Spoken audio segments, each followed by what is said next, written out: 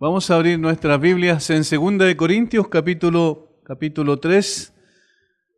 2 Corintios capítulo 3, vamos a leer todo el capítulo hasta el versículo 18, pero nos vamos a quedar en los primeros 3 nada más. Sin embargo, necesitamos poder entrar en contexto para saber lo que el apóstol Pablo está enseñando. Retomamos, como pueden apreciar, nuestro estudio de 2 Corintios después de un break que hicimos durante el verano. Volvemos otra vez entonces a este precioso libro, esta preciosa carta del apóstol Pablo. ¿Comenzamos otra vez a recomendarnos a nosotros mismos o tenemos necesidad, como algunos, de carta de recomendación para vosotros o de recomendación de vosotros?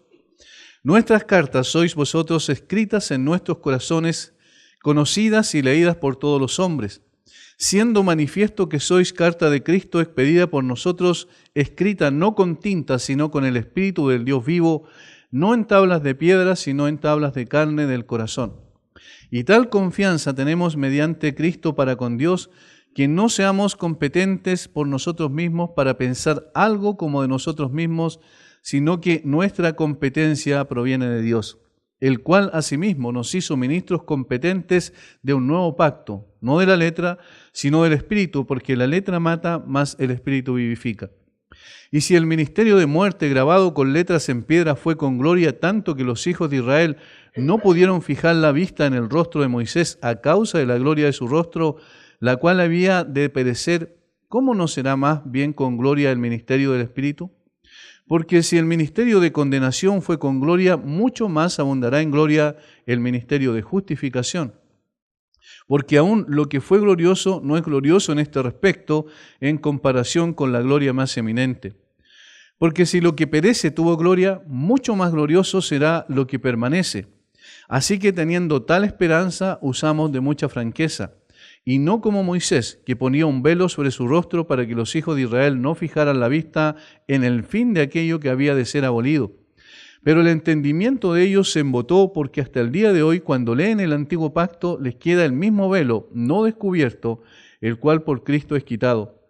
Y aún hasta el día de hoy, cuando se lee a Moisés, el velo está puesto sobre el corazón de ellos, pero cuando se conviertan al Señor, el velo se quitará. Porque el Señor es el Espíritu, y donde está el Espíritu del Señor, allí hay libertad. Por tanto, nosotros todos, mirando a cara descubierta como en un espejo la gloria del Señor, somos transformados de gloria en gloria en la misma imagen como por el Espíritu del Señor. Aquí, en este quizás es uno de los capítulos donde hay más versículos que sacan de contexto fácilmente. Las personas, en su interpretación antojadiza, toman un versículo, lo sacan de contexto y lo aplican inmediatamente. Hay varios, como por ejemplo, la letra mata, más el Espíritu vivifica. Entonces no hay que estudiar mucho la Biblia, porque la letra mata, y solamente hay que buscar las sensaciones, experiencias del Espíritu. O también donde dice, porque el Señor es el Espíritu, y donde está el Espíritu del Señor, allí hay libertad. Si lo juntamos con lo anterior, entonces supuestamente dice, donde hay más manifestaciones externas aparentemente del Espíritu, allí hay libertad. Pero en realidad el contexto es totalmente distinto. El apóstol Pablo tiene un propósito al escribir 2 Corintios, y respetando la intención original del autor, nosotros hemos de estudiar la Escritura. No podemos olvidarnos del propósito que él tenía, porque obviamente el Espíritu Santo lo condujo a escribir esta carta para enseñarnos ciertas verdades, pero primeramente enfocado en lo que pasaba en ese tiempo y cuál era la situación de la iglesia de Corinto. Recordemos que esta no era una iglesia muy ejemplar desde el punto de vista práctico. Lamentablemente había muchas desviaciones desde la parte, a partir de la parte de la manifestación, por ejemplo, los dones espirituales en la iglesia. Habían divisiones porque había mucho egoísmo y personalismo. La gente seguía más a líderes que al Señor Jesucristo. Estaba dividiendo la iglesia en 4 facciones, al menos dice 1 Corintios capítulo 1. Además, había pleitos entre ellos, contiendas entre los creyentes, al punto que llevaban esos pleitos a los tribunales de justicia externos, desprestigiando así el nombre del Señor. Había desorden en la práctica de la Santa Cena, porque muchos de ellos incluso hacían una inmensa comida antes de la Santa Cena. Los ricos, los que tenían más dinero, comían grandes banquetes y los pobres solo algunas migajas. De tal forma que había mucha distorsión en cuanto a la práctica del cristianismo en esa iglesia. Pero no solo eso, sino que también el apóstol Pablo va a mostrar en 2 Corintios que había un ataque casi directo en contra de él, tratando de desautorizarlo, tratando de negar la autoridad apostólica que él tenía para poder enseñar y para poder plantar iglesia.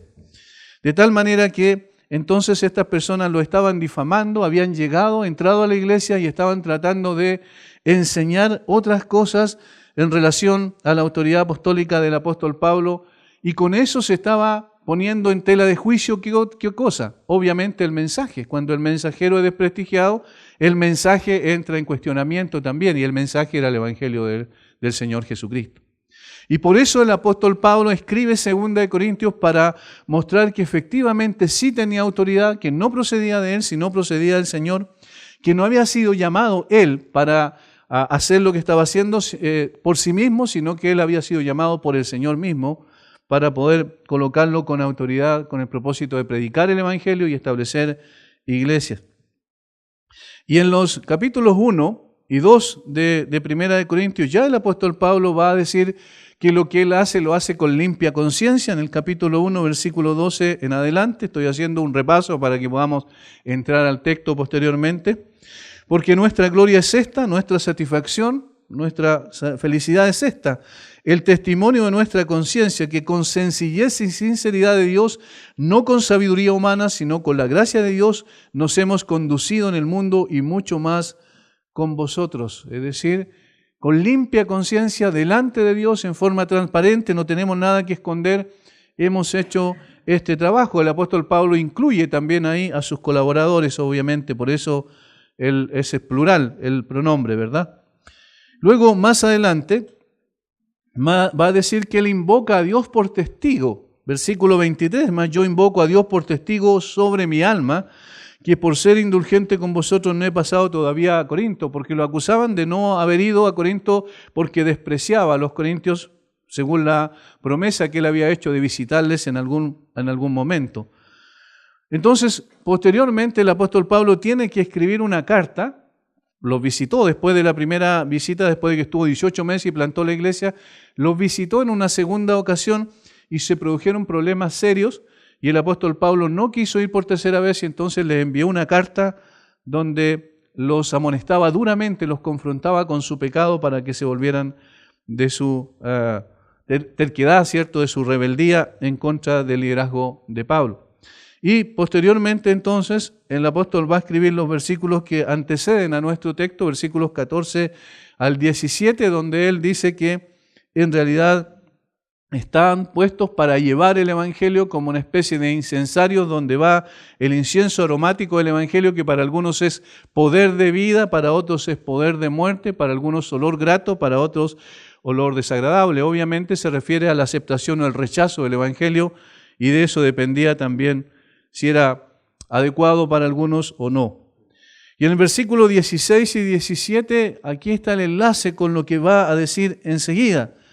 Dice, a esto ciertamente olor de muerte, a los incrédulos, los que rechazan el Evangelio, para muerte, y a aquellos olor de vida para vida, a los que sí reciben el Evangelio, tienen salvación. Y para estas cosas, dice, ¿quién es suficiente? Esa pregunta la va a desarrollar ahora en el capítulo 3, versículo 1 en adelante. Me refiero a la respuesta en sí. Y para esto, ¿quién es suficiente? ¿Para qué cosa? Para ser portadores del Evangelio, para ser proclamadores del Evangelio, para ser los que lleven el Evangelio a otras personas a través de la predicación y la enseñanza del mismo. Para esto, ¿quién es suficiente? Y esta pregunta en el día de hoy sigue siendo latente. ¿Y para esto quién es suficiente?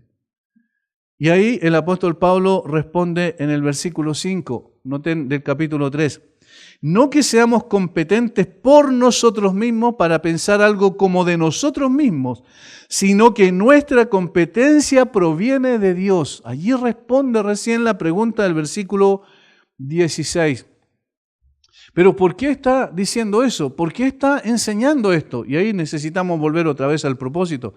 porque estaba siendo desprestigiado, desautorizado. Y fíjense lo que él dice en el versículo 17 del capítulo 2 respecto a estas personas que se metieron en la iglesia y que estaban produciendo división, haciendo que los demás se levantaran contra la autoridad de Pablo.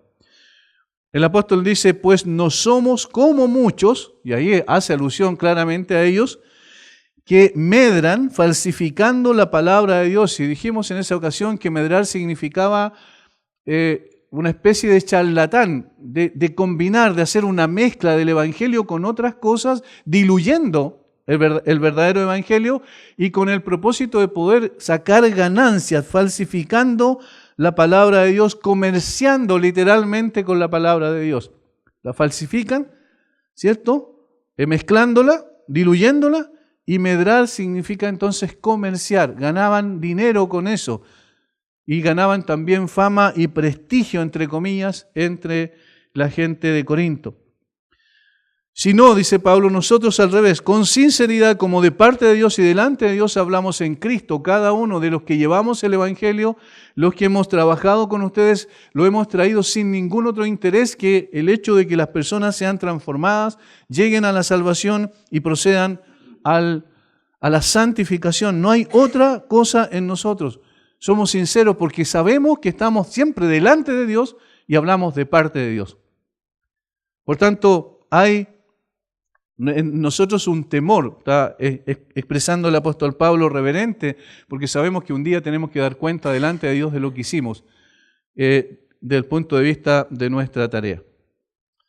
Y entonces nuestro texto del día de hoy, capítulo 3, versículos 1 al 3. ¿Comenzaremos otra vez a recomendarnos a nosotros mismos? ¿O tenemos necesidad como alguno de carta de recomendación para vosotros o de recomendación de vosotros?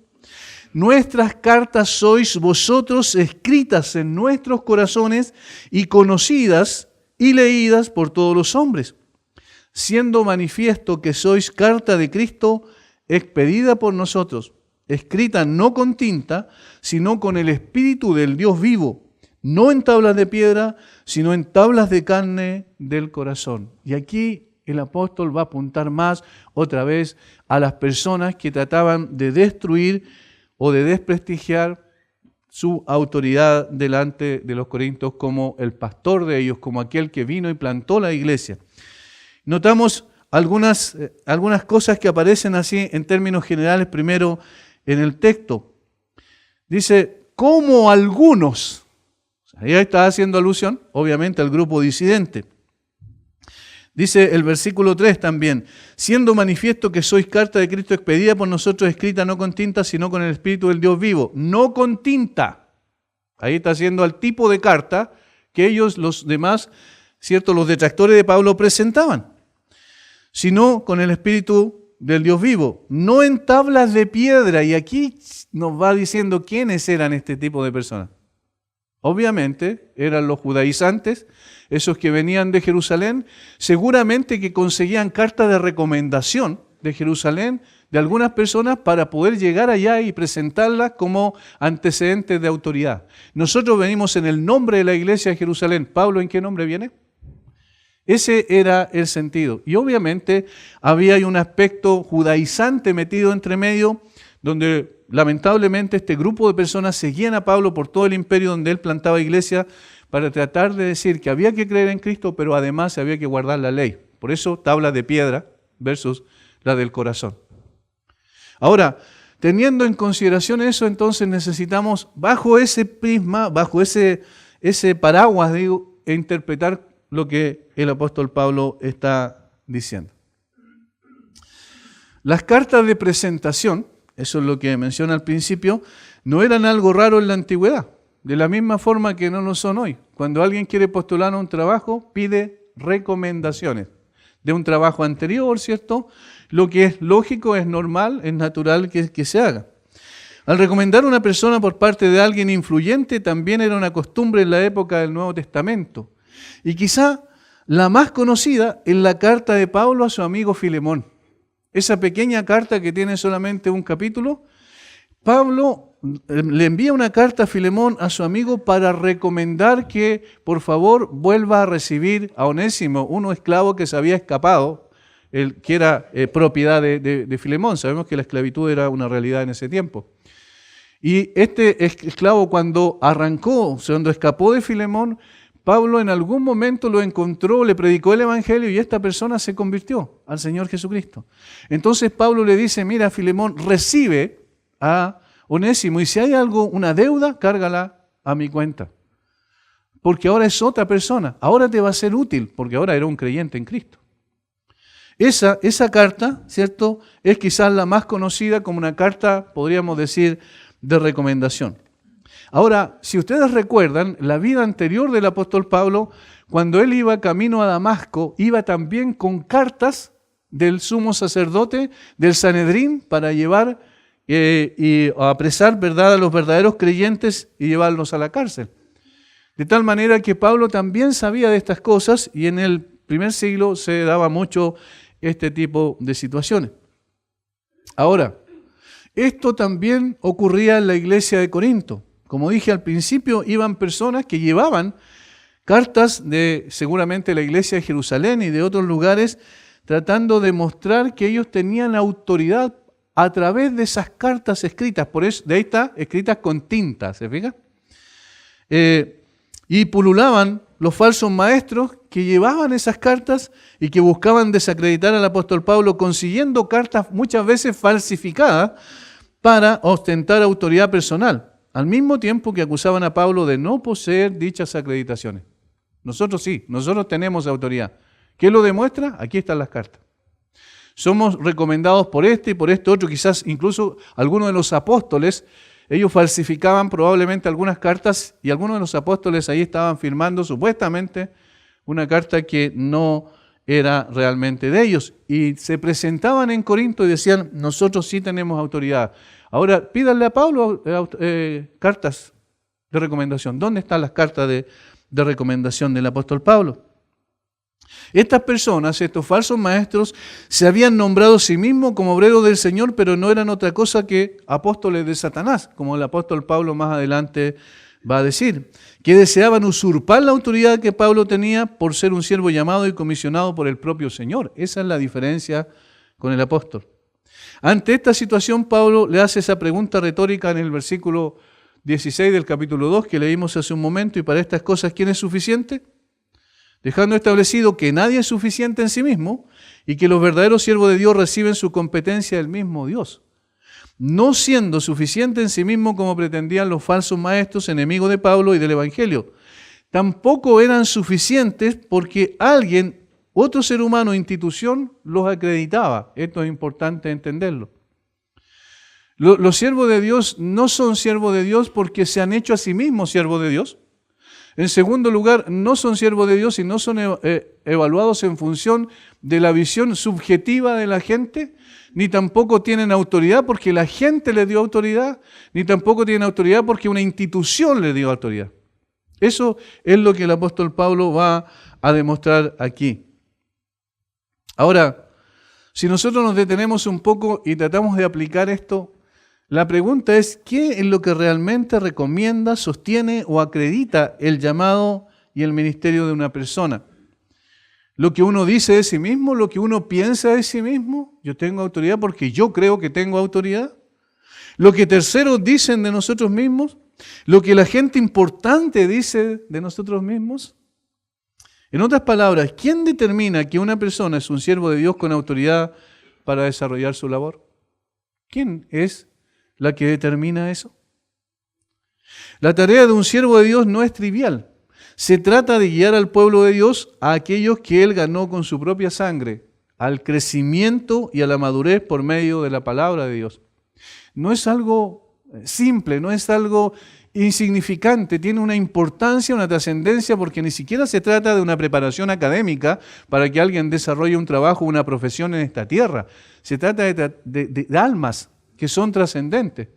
Primero, para que pasen de la potestad de Satanás a la potestad de Dios, como dice el apóstol Pablo cuando Dios lo comisionó, Jesucristo lo comisionó. camino a Damasco. Se trata de predicar y enseñar verdades eternas que son transformadoras, que cambian la visión de la persona y que le dan una razón de ser y de existir a la gente que está más allá de lo que pasa aquí en esta tierra. Que los transforma en ciudadanos del cielo. Por tanto, no es una labor trivial. Nosotros hemos de ser conscientes que tenemos que tener mucho cuidado, que la obra de Dios es algo tan importante, tan trascendente, que podríamos decir, sin temor a equivocarnos, que es la empresa más grande que alguna vez haya existido. Porque se trata de almas eternas. Se trata de perdición o salvación. Y eterna, no se trata de algo circunstancial, momentáneo. Por tanto, entonces necesita esta persona o estas personas ser aprobados no por hombres, sino por Dios, quien dispensa sus dones a sus siervos para la edificación y el crecimiento de su iglesia. Siendo esta una gran responsabilidad, cuenta también con la autoridad y el poder de Dios. El poder de Dios es lo que realmente sostiene a un siervo de Dios para realizar la labor encomendada. Nosotros somos personas comunes y corrientes, pero evidentemente no tenemos poder en nosotros mismos. No tenemos la capacidad de transformar y cambiar ningún corazón. Ni siquiera podemos cambiar nuestro propio corazón. El poder, la autoridad, viene exclusivamente de Dios. Y eso es lo que el apóstol Pablo va a dejar establecido muy claramente aquí. Recuerden que cuando él le escribe a los tesalonicenses, dice en su primera carta, porque nuestra exhortación no procedió de error, ni de impureza, ni fue por engaño, sino que según fuimos aprobados por Dios, para que se nos confiase el Evangelio, así hablamos. No como para agradar a los hombres, sino a Dios que prueba nuestros corazones. Ahí está. Esa es la labor que el apóstol tenía claro que debía cumplir. Y para eso necesitaba carta de recomendación. Por eso hay que tener también mucho cuidado con evaluar la labor de servicio al Señor de un siervo de Dios en función de la aprobación de la gente del mundo. Porque cuando la gente del mundo aprueba a alguien, normalmente quiere decir que está equivocando el camino, que se está desviando del camino. Me refiero cuando aprueba a un siervo de Dios. ¿Por qué? Porque el mismo Señor le dijo a los discípulos, teniendo en el contexto a los fariseos ahí en Lucas capítulo 6, versículo 26, el mismo Señor le dijo que tenían que tener mucho cuidado cuando los aprobara el mundo. 6:26, ay de vosotros, cuando todos los hombres hablen bien de vosotros, porque así hacían los padres con los falsos profetas. Miren, la diferencia a veces está en poder discernir algunos elementos. Más adelante Pablo va a decir cuáles son los elementos esenciales para discernir en este sentido. Pero muchas veces la aprobación generalizada es síntoma de falsedad, de error, porque el mundo no aprueba lo que viene de Dios. El mundo lo rechaza, lo desaprueba. Pero ¿quiénes aprueban lo que viene de Dios? Aquellos que son hijos de Dios y que tienen el discernimiento, la comprensión, porque ven marcas distintivas, evidentes de un ministerio que efectivamente viene del Señor. Puede que algunos vengan a las iglesias reclamando autoridad sobre ellas, diciendo que son siervos de Dios y hablan en el nombre de Dios.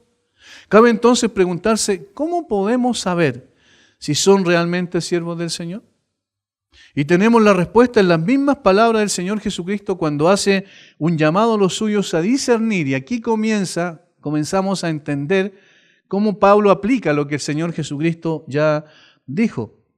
Cuando Él hace un llamado a los suyos a discernir tomando como parámetro los frutos que estos producen en su vida y ministerio. Allí está la esencia, digamos, los estándares para poder discernir, diferenciar, entender, distinguir un verdadero siervo de Dios de un falso siervo de Dios. Mateo capítulo 7. Mateo capítulo 7, otra vez en el contexto del Sermón del Monte,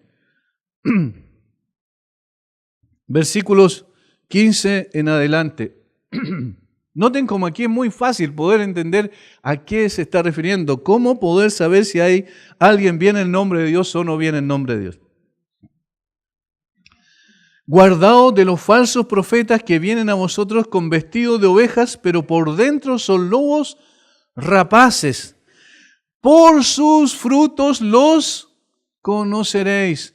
Por sus frutos los conoceréis. Notemos que en el mismo contexto muestra que en realidad externamente son lo mismo. Porque externamente vienen vestidos de ovejas. El vestido es la parte más externa, ¿verdad? Y todos lo pueden ver. Son ovejas, pero en realidad, aparentes, pero en realidad sus frutos son los que muestran qué es lo que realmente es. ¿Acaso se recogen uvas de los espinos o higos de los abrojos? Así todo buen árbol da buenos frutos, pero el árbol malo da frutos malos. No puede el buen árbol dar malos frutos, ni el árbol malo dar buenos frutos, o dar frutos buenos. Todo árbol que no da buen fruto es cortado y echado en el fuego. Así que por sus frutos los conoceréis. Y miren, para sacar otra vez un concepto errado que muchas veces se maneja, el Señor Jesucristo, va a decir el versículo 21 al 23, que no es por su actividad religiosa tampoco.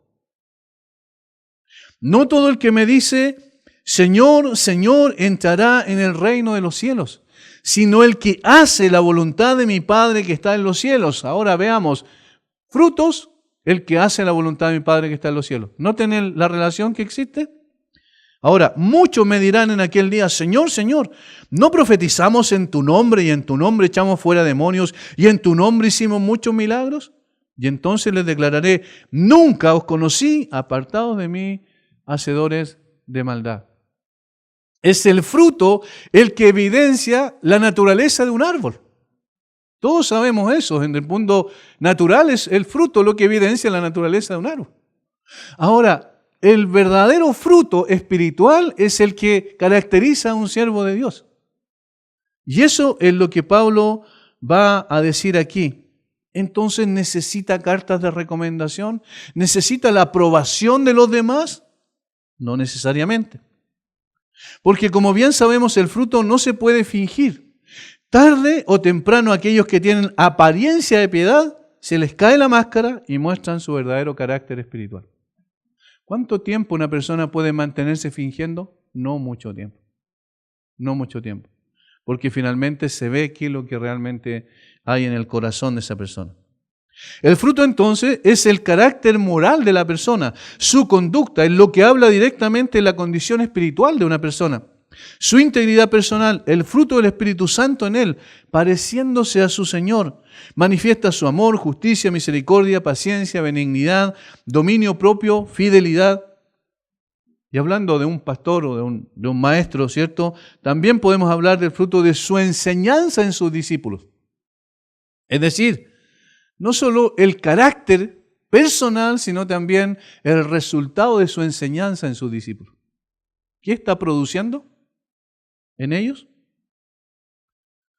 El fruto de la persona entonces y el fruto de su enseñanza en otros son los elementos distintivos para definir quién realmente es un siervo de Dios y quién un charlatán, como los del versículo 17 del capítulo 2. Esos eran charlatanes.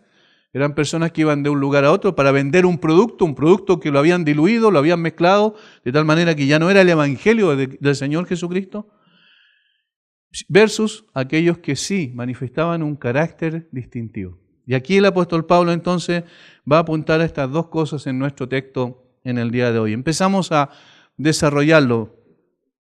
Lo primero que vamos a notar allí es que la piedad es la mejor carta de recomendación de un siervo de Dios. La piedad es la mejor recomendación o la mejor carta de recomendación de un siervo de Dios. Un siervo de Dios no necesita cartas, no necesita que alguien lo apruebe, no necesita que alguien le diga tú tienes autoridad porque yo soy más que tú y entonces te doy esta carta como autoridad. Y eso se da, lamentablemente, en las iglesias que tienen una estructura piramidal, donde hay alguien arriba que gobierna y después para abajo todos los demás están bajo esa autoridad, como escalones de autoridad. ¿Recuerdan, por ejemplo, el arzobispo, el obispo y todo hacia abajo. Entonces tiene que tener la carta de este para tener autoridad. No. El verdadero siervo de Dios no necesita esas cartas, necesita manifestar en su vida la piedad, que es la mejor carta de recomendación. Y eso es lo que Pablo va a decir en este momento, en el versículo 1 específicamente. ¿Comenzamos otra vez a recomendarnos a nosotros mismos? ¿O tenemos necesidad, como algunos, de carta de recomendación de vosotros? ¿O de recomendación de vosotros? Es decir, ¿necesitamos cartas para presentarles a ustedes que realmente tenemos autoridad? ¿O necesitamos cartas de ustedes para ir a otra iglesia, para decir que nosotros tenemos la autoridad de la iglesia de Corinto? Esa es la pregunta retórica. Pablo no hablaba en su propia autoridad. No fue él quien se autoproclamó apóstol y fue plantando iglesia en su propia autoridad. Por el contrario, cuando él repite su llamamiento en Hechos capítulo 26 al 16, al defender su ministerio delante de Agripa, el apóstol Pablo dice en el capítulo 26, versículo 16 del libro de los Hechos: pero levántate y ponte sobre tus pies, porque para esto he aparecido a ti, para ponerte por ministro y testigo de las cosas que has visto y de aquellas en que me apareceré a ti. ¿Quién es el que está diciendo esto a Pablo? El mismo Señor Jesucristo. No es un hombre, no es una institución, no es una organización eclesiástica, es el mismo Salvador. Jesucristo apareció a camino a Damasco y Pablo está relatando aquí ante Agripa su conversión y le dice que el Señor le dijo: para esto ha aparecido a ti, este es mi propósito al poder salvarte, para ponerte por ministro y testigo de las cosas que has visto. Entonces no hablaba en su propia cuenta. No se había autoproclamado pastor, obispo, apóstol, como en el día de hoy, profeta, no. Sino que Dios, el Señor Jesucristo, lo había llamado. Lo salvó específicamente para tomarlo como su instrumento. En el mismo contexto de la conversión, en el capítulo 9, cuando se da el hecho histórico de Hechos del apóstol Pablo, el Señor dice al apóstol Pablo: porque instrumento escogido me es este, le dice en realidad a Ananías para que le diga a Pablo, para llevar mi nombre en presencia de los gentiles y de reyes. Por tanto, no es una cuestión antojadiza.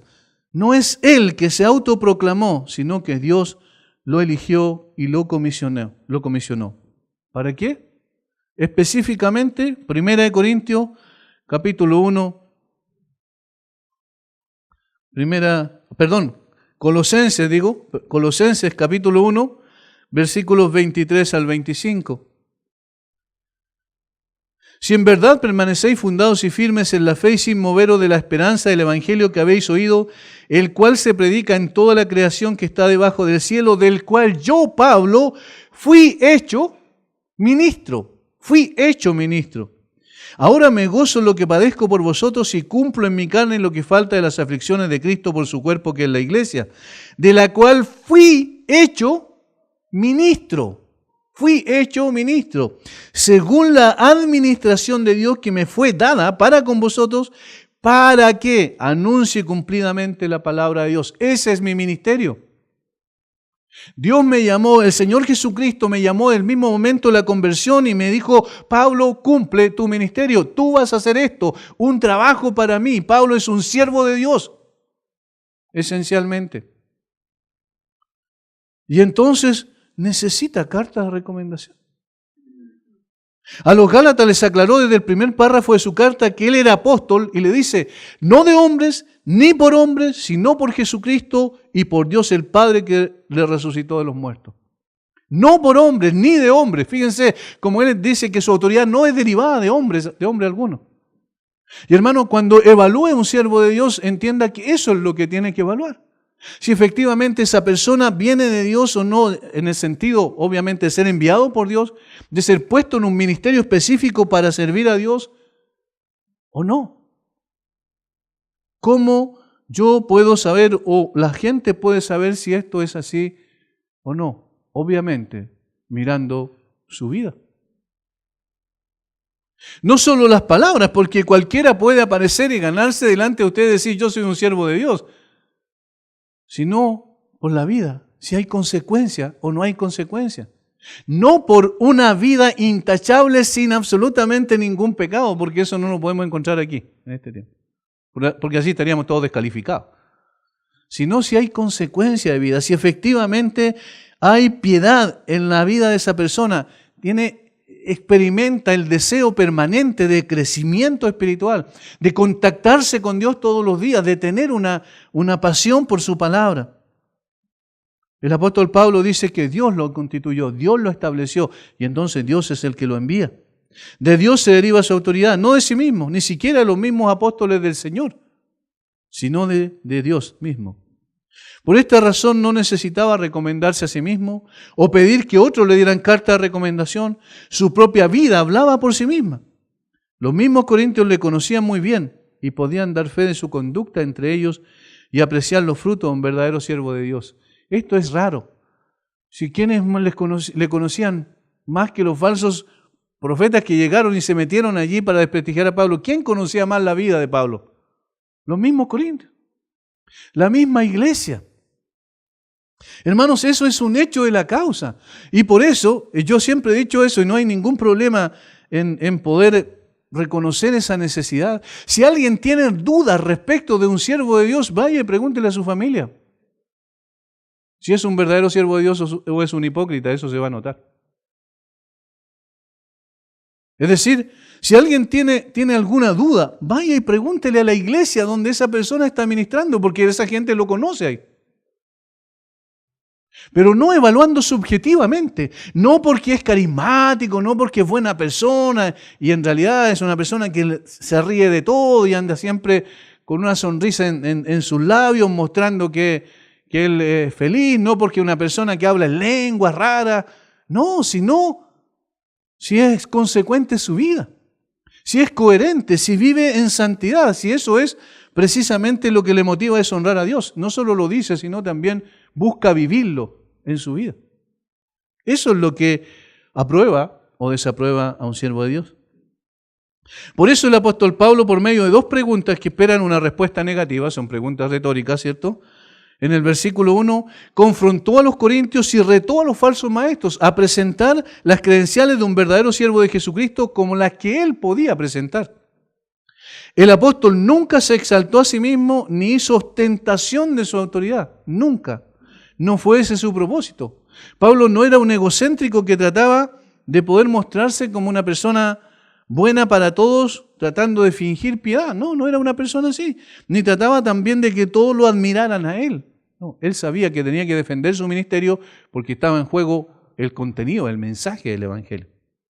En el capítulo 5, versículo 12 de la misma carta a 2 de Corintios, Pablo les va a decir: no nos recomendamos pues otra vez a vosotros, sino os damos ocasión de gloriaros por nosotros para que tengáis con qué responder a los que se glorían en las apariencias y no en el corazón. Fíjense cómo ahí ataca claramente a los falsos profetas y maestros que habían llegado.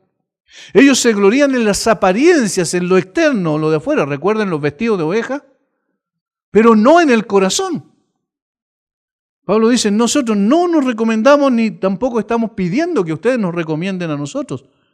En el capítulo 10, versículo 12 de la misma carta, otra vez, porque no nos atrevemos a contarnos ni a compararnos con algunos que se alaban a sí mismos, pero ellos midiéndose a sí mismos por sí mismos y comparándose consigo mismos, no son juiciosos. Alguien que se evalúa a sí mismo y se aprueba a sí mismo no es juicioso, porque está utilizando un parámetro de evaluación subjetivo y el que más le conviene. Pablo dice, eso hacen algunas personas, yo no. Versículo 18 del mismo capítulo 10. Porque no es aprobado el que se alaba a sí mismo, sino aquel a quien Dios alaba. Ahí está. No es aprobado a quien se alaba a sí mismo. Por eso Pablo no era un egocéntrico, no era una persona que estaba buscando el aplauso de la gente. No. En su primera carta ya les dijo que el que lo juzgaba era Dios. Ni siquiera él mismo se atrevía a justificarse a sí mismo, dice en 1 Corintios 4, 4 al 5. Ni siquiera yo mismo me justifico, aunque de nada tengo mala conciencia, no significa que me justifico a mí mismo. Dios es el que me juzga, dice Pablo. O sea, se coloca bajo la autoridad de Dios porque Dios lo había llamado y Dios lo había comisionado. Del mismo modo, un verdadero siervo de Dios no es lo que otros digan de él, ni siquiera lo que él mismo piensa de sí mismo, sino lo que Dios, que escudriña los corazones, determina. No es lo que otros piensan. Y hermanos, esto es práctico. Yo he visto tantas veces que la evaluación de un siervo de Dios es subjetiva o es tradicional, pero no es bíblica. Se evalúan cosas que en la Biblia no son esenciales. Se evalúan cosas que las personas por tradición han traído de generación en generación, pero no con la Biblia en la mano. Decir, a ver, ¿es un verdadero siervo de Dios? ¿Cómo se conoce? Veamos su vida. Y por eso, hermanos, es que yo tengo la convicción que cuando uno da un paso al costado, tan grande el paso al costado, que equivoca su caminar, uno como siervo de Dios y verdaderamente desprestigia el nombre de Cristo, es desaprobado como siervo de Dios. Totalmente. Es restaurado como creyente, pero no como siervo de Dios. ¿Por qué? Porque ya no puede recoger lo que desparramó. Y entonces al perder su autoridad, la pierde por causa de haber no vivido piadosamente delante del Señor. Y por eso es que los pastores necesitamos de sus oraciones, porque estamos luchando todo el tiempo, como ustedes luchan con muchas cosas, nosotros también. Pero hay una cosa más compleja. Nosotros sabemos delante de quién tenemos que responder. Y eso es mucho más difícil. Créanme, es mucho más fácil responder delante de los hombres. Es mucho más difícil responder delante de Dios. De tal manera entonces que Dios es el que determina lo que ocurre con la persona. Pero en términos externos, ¿saben lo que evidencia eso? Los frutos. Los frutos espirituales. De un carácter en constante transformación. Vienen a ser cartas credenciales visibles que acreditan que la obra de Dios es una realidad en esa persona a la que Dios aprueba. Por eso Pablo dice otra vez por medio de una pregunta retórica que no necesita presentar cartas escritas que aprobaran o dieran cierta autoridad a su ministerio en medio de los corintios. No así los falsos maestros o falsos apóstoles que sí buscaban presentar estas cartas para justificar o hacer ostentación de autoridad. Ellos sí, dice Pablo, ellos sí desean hacer eso porque no tienen autoridad de parte de Dios, entonces buscan la autoridad de parte de los hombres. Ellos no podían demostrar por sus frutos espirituales su autenticidad. Por eso necesitan recomendaciones escritas que ante Dios no tenían ningún valor real. Ningún valor real. Porque su carácter era corrupto. Tenían apariencia de piedad, pero con sus hechos la negaban. Por tanto, era ridículo que los mismos corintios que conocían la vida del apóstol le exigieran carta de presentación que justificaran su autoridad. Hermanos, hay que recordar siempre que son los frutos de una vida piadosa lo que dejan en evidencia la realidad de un siervo de Dios y no otra cosa. Siempre es el carácter espiritual el que hay que observar para definir la autenticidad de un ministro de Dios. Yo quiero que vayamos a uno de los textos probablemente que más claro dejan esto en Hebreos capítulo 13, donde hay una recomendación para la congregación o para los creyentes que pertenecen a la congregación para observar y evaluar a sus pastores. Vamos al capítulo 13 de Hebreos, versículo 1 en adelante, y ahí vamos a llegar al texto.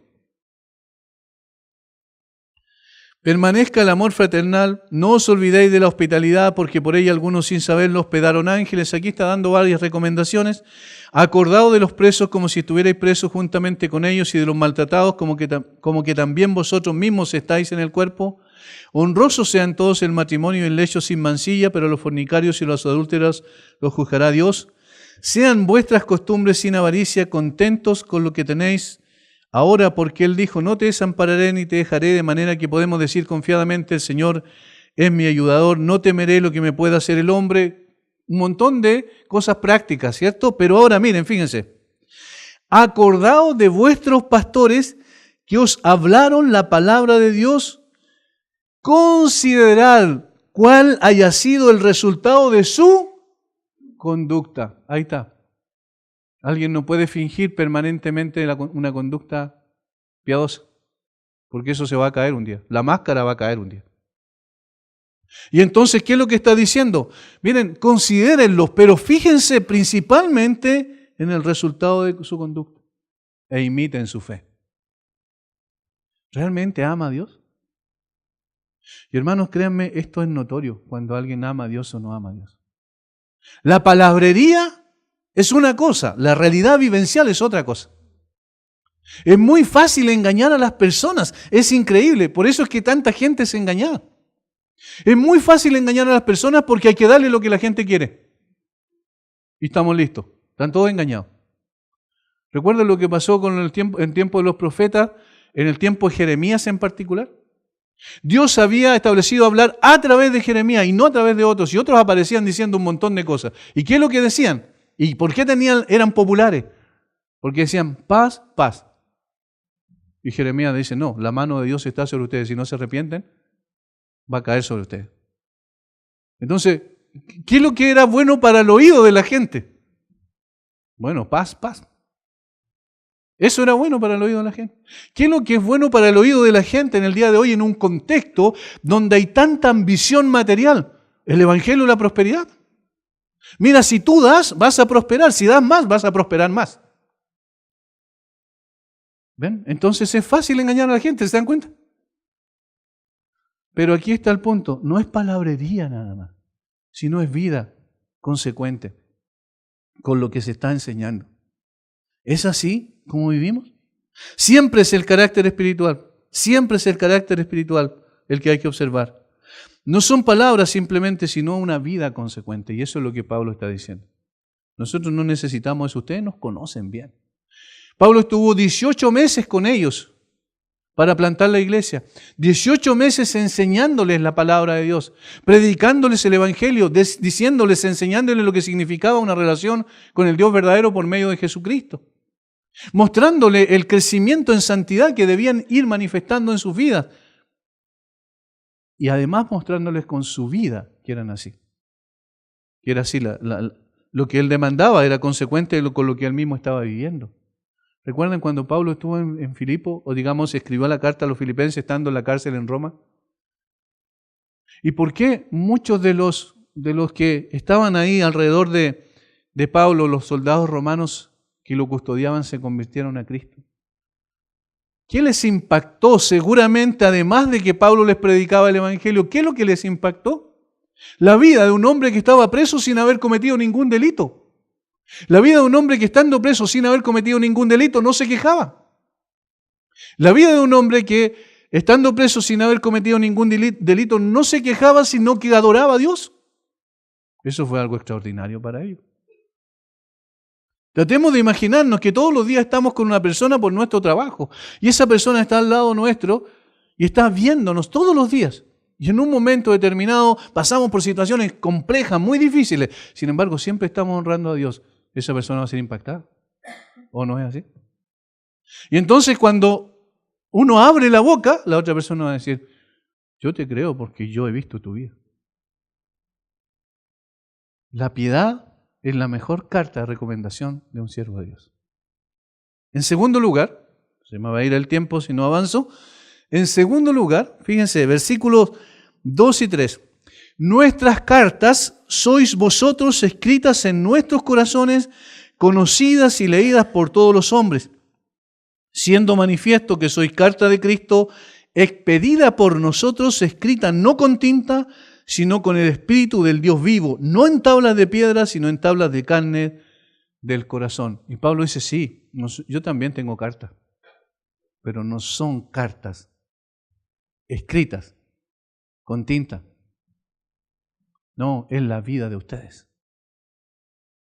Por tanto, lo segundo es las vidas transformadas de aquellos a quienes sirve son evidencia de un siervo de Dios.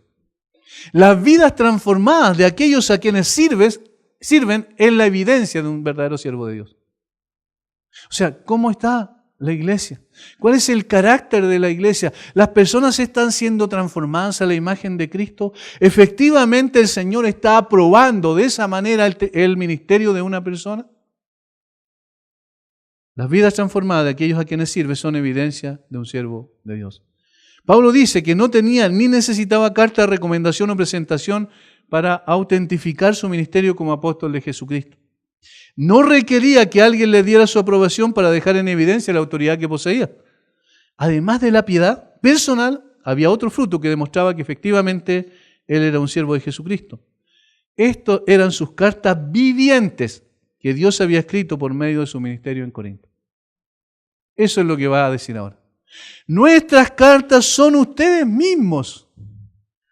Ustedes mismos son la evidencia de que efectivamente Dios me envió a predicar el Evangelio y por el poder del Evangelio ustedes están siendo transformados. Las palabras que Pablo usa son hermosas. Miren lo que dice. Al referirse a los creyentes de esta iglesia, nuestras cartas son ustedes, escritas en nuestros corazones, conocidas y leídas por todos los hombres. ¡Qué maravilla! Pablo está diciendo, sus vidas en Cristo, el hecho de que ustedes estén permaneciendo en Cristo, caminando en el Espíritu, su fe, su obediencia a la verdad, son nuestra carta de recomendación. Ustedes no me están siguiendo a mí, sino que están siguiendo a quien vino y murió por ustedes y los salvó. Esa es la evidencia. Esa es la evidencia. La evidencia no es que más gente sigue a una persona, eso no es bíblico. De que más personas aprueben el ministerio de alguien, esa no es la evidencia. La evidencia son vidas cambiadas. Lo que no puede hacer ningún hombre por su poder, esa es la evidencia, porque significa que es un medio que Dios usó para transformar a esa gente. Pablo dice, ver el poder de Dios y su gracia, en otras palabras, ¿cierto? Ver el poder de Dios y su gracia entre ustedes es lo que ratifica que somos obreros de Cristo, que Él nos envió a ustedes. No nos nominamos a nosotros mismos, no nos llamamos a nosotros mismos. El Señor nos llamó. ¿Y cómo se puede ver? Bueno, ustedes están siendo cambiados y transformados. Hermanos, ¿saben? El pago más grande, por decirlo así, la remuneración más extraordinaria que recibe un siervo de Dios es ver sus vidas transformadas. Es ver personas que antes vivían para sí y ahora viven para Cristo. Es ver personas que antes vivían vidas desastrosas y ahora viven una vida que honra al Señor. Eso es lo más grande. Yo siempre digo, es como un predicador, un maestro de la palabra, predica y enseña y luego se sienta y ve cómo el Señor transforma las vidas. Es un espectador de la obra de Dios. Pero es un medio por el cual que Dios está usando para cambiar la vida de la gente. El impacto en la vida de los corintios era razón suficiente para ver que Dios estaba aprobando el trabajo del apóstol entre ellos. Estas eran cartas muy superiores a las de los falsos apóstoles, de los obreros fraudulentos. El Señor había usado a Pablo como un amanuense o un escribano para escribir en el corazón de estas personas salvación y santificación. Hermanos, la obra de Dios en el corazón de la gente es lo que autentifica a un siervo de Dios. Nadie que hable por sí mismo o no tenga otra autoridad que la dada por hombres o instituciones formadas por hombres puede presentar estas cartas como Pablo sí podía hacerlo. Es precioso observar cómo el apóstol hace ver su entrañable amor por aquellos que el Señor ha transformado gracias a su ministerio. Fíjense, nuestras cartas sois vosotros escritas en nuestros corazones. Pablo está diciendo, ustedes son parte nuestra. Están en nuestro corazón. Hay un entrañable amor por ustedes. Capítulo 6, versículos 11 al 13 de la misma carta. Fíjense. Nuestra boca se ha abierto a vosotros, oh Corintios, nuestro corazón se ha ensanchado. No estáis estrechos en nosotros, pero sí sois estrechos en vuestro propio corazón, pues para corresponder del mismo modo como a hijos hablo, ensanchaos también vosotros. Yo los amo, dice Pablo. Están en mi corazón y en mi mente. Y les dice a las diferentes iglesias a las cuales les escribe, doy gracias a Dios por lo que Dios está haciendo en ustedes. Pablo está intercediendo en oración y elevando una gratitud al Señor por cada uno de aquellos que el Señor había redimido. Y esos permanecían en su corazón. Es notorio, por ejemplo, a los colosenses les dice, siempre orando por vosotros, damos gracias a Dios Padre de nuestro Señor Jesucristo. Siempre orando por vosotros. Yo digo, la persona que es llamada al ministerio y está sirviendo en la predicación y enseñanza de la palabra y que no ora por los que le está predicando y enseñando, no debe estar en el púlpito. Porque esas personas tienen que estar en su corazón para que luego pueda, con ese amor de Dios que he puesto en el corazón, servirles a través de la enseñanza de la palabra de Dios.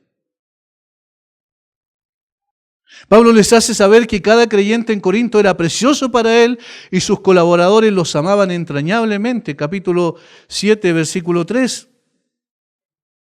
No lo digo para condenaros, pues ya hemos dicho antes que estáis en nuestro corazón para morir y para vivir juntamente. Porque era el fruto de la gracia de Dios, como son también cada uno de ustedes hoy. Hermanos, son fruto de la gracia de Dios, nada más. No hay nada más, además de su vida piadosa, que muestre la autenticidad de un verdadero siervo de Dios, que aquellos a quienes pastorea sean transformados a la imagen de Cristo. Nadie puede negar dicha evidencia palpable, expuesta delante de todos los días de sus vidas. Estas cartas sí que son auténticas, son imposibles de falsificar. ¿No es verdad? Es imposible de falsificar. Cuando una persona se convierte por el poder de la palabra de Dios obrando en su corazón, esa persona no puede haber fingimiento, porque al poco tiempo se notaría que era fingimiento. Pero cuando esto a través del tiempo se va evidenciando en una vida de transformación, de cambio, evidentemente estamos hablando de un verdadero creyente. Gracias al poder de Dios, usando a personas simples, comunes y corrientes. Y me encanta que Pablo dice, están escritas en nuestros corazones. Es decir, el amor de Cristo manifestado por ustedes lo llevamos en el corazón. Por eso tenemos gozo y confianza en nuestros corazones. Y a donde quiera que vamos podemos con toda libertad decir que Dios está obrando en Corinto.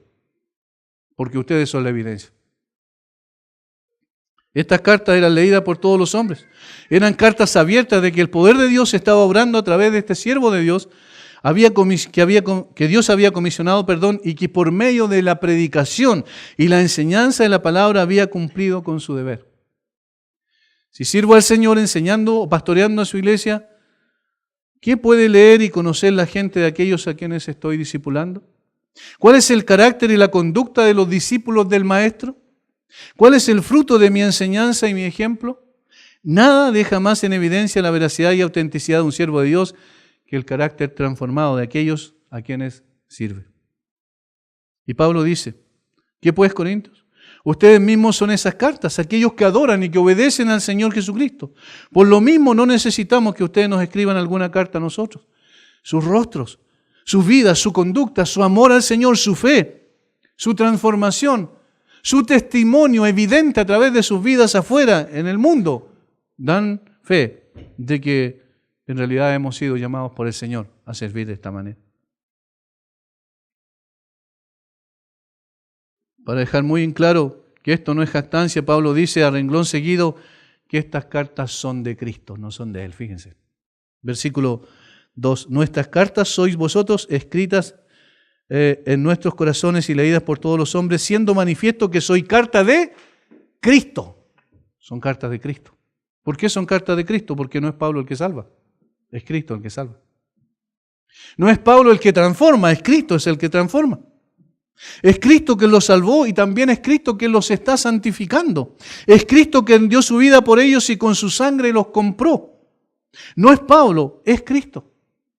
Y hermanos, así, de todo verdadero creyente, no es el pastor A, B, C o D, es Cristo. Son cartas de Cristo. Cada creyente es una carta de Cristo leída por todos los hombres.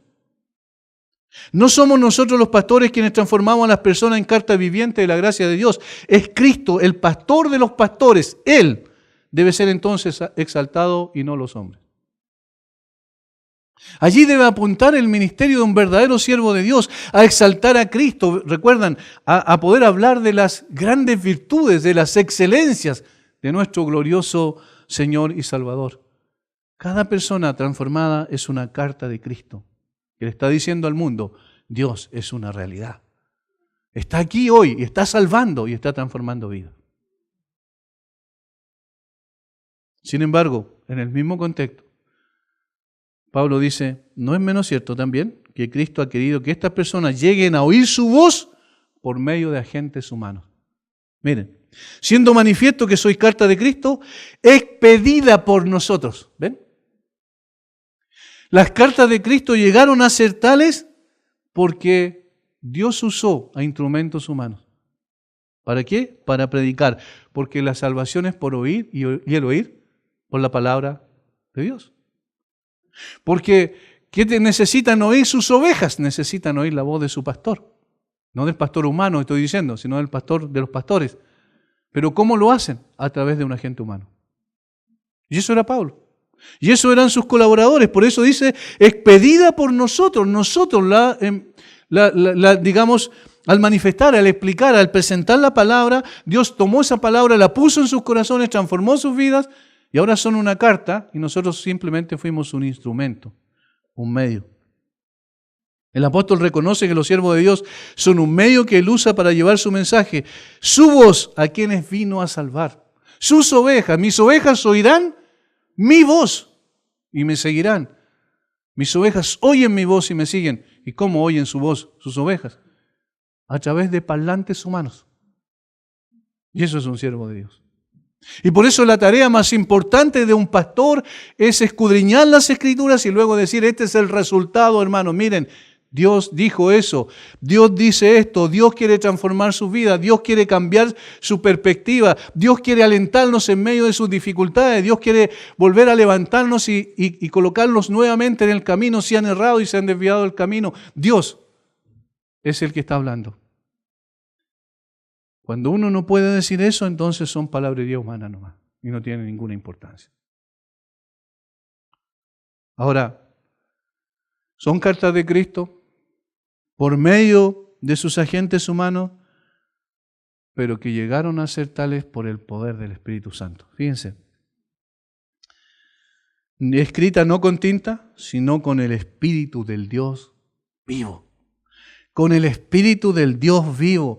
Spurgeon decía, podemos hablar días y días y días sin parar y nuestra lengua se puede adormecer y finalmente podemos no tener la capacidad de que nuestras gargantas sigan hablando y nadie, absolutamente nadie se va a convertir si el Espíritu de Dios no aplica esa palabra al corazón. Nadie. Por eso nosotros los hombres somos impotentes en nosotros mismos.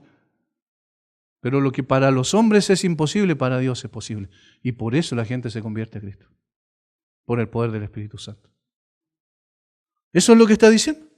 Es el Espíritu de Dios, es el que obró en el corazón de las personas. Y ¿saben lo que hace el Espíritu de Dios? Algo extraordinario.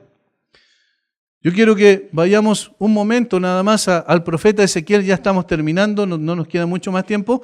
Pero al profeta Ezequiel, porque allí hay cosas maravillosas que dice el profeta.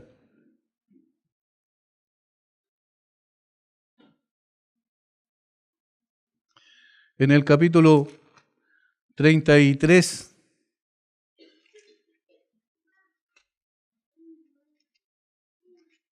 perdón, 36, capítulo 36, versículo 26 en adelante, dice, os daré corazón nuevo y pondré espíritu nuevo dentro de vosotros. Y quitaré de vuestra carne el corazón de piedra y os daré un corazón de carne. Y pondré dentro de vosotros mi espíritu. Y haré que andéis en mis estatutos y guardéis mis preceptos y los pongáis por obra. ¿Quién hace eso? El Espíritu de Dios. Pondré mi espíritu dentro de vosotros. El Espíritu Santo escribe la palabra en el corazón de un verdadero creyente. Y lo primero que escribe en un corazón que dice depravado y condenado, produce salvado y santificado. Eso es lo primero que escribe y luego va colocando su palabra, paso a paso. ¿Se acuerdan de que mencionamos en el estudio bíblico de los días jueves? No es la apariencia de piedad, sino la realidad viviente. ¿Y cuál es la realidad viviente? Cuando el Espíritu llega a un corazón, lo transforma y esa persona comienza a amar a Dios como nunca antes lo había hecho.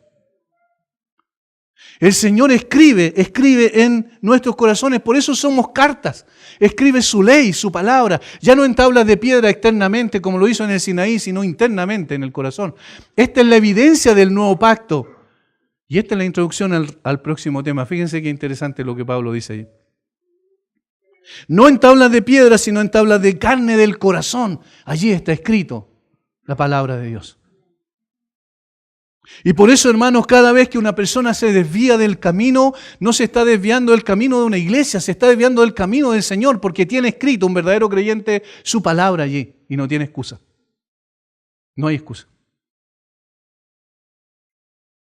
En la conciencia está grabado ese título que tenían que tener grabado aquí, en la frente, los sacerdotes, los sumos sacerdotes. ¿Recuerdan cuál era? Santidad a Jehová.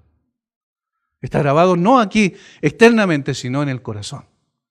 Y esa persona entonces ama la santidad y busca la santidad y anhela la santidad, porque el Espíritu Santo que mora en él lo lleva y lo conduce a eso. Por tanto, hermanos, en contraste a los falsos maestros que tenían cartas escritas con tinta, el apóstol Pablo, en verdadero siervo de Dios, tiene cartas que no están escritas con tinta, sino que están escritas en el corazón de personas que Dios está transformando. De eso se trata el cristianismo. No se trata de la mera aceptación intelectual de algunas verdades. Se trata de una relación viva con el Dios vivo y verdadero. Porque el Espíritu Santo vino a morar al corazón de aquel y lo transformó completamente.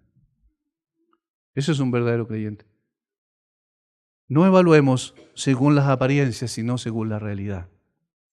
Un verdadero siervo de Dios, las mejores cartas de recomendación que tiene es una vida piadosa.